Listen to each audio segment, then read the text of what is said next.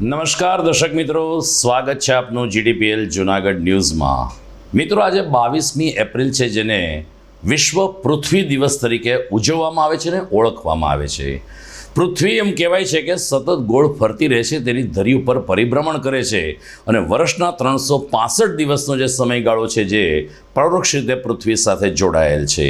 પૃથ્વી આપણને કોઈએ બાપ દાદામાં વારસામાં નથી મળી, પરંતુ આપણી જવાબદારી છે કે આપણે આપણા બાળકો માટે આ પૃથ્વીનું રક્ષણ કરીએ।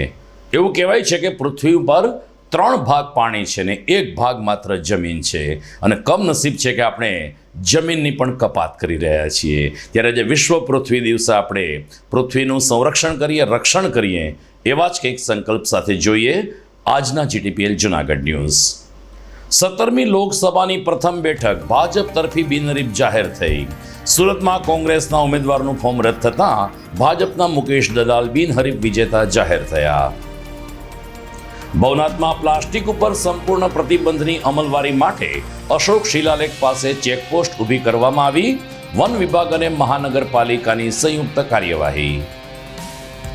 જૈન સમાજ દ્વારા ભગવાન મહાવીર જયંતિ અને નાગર સમાજ દ્વારા ઈષ્ટદેવ ભગવાન શ્રી હાટકેશ જયંતિની કરવામાં આવી ઉજવણી।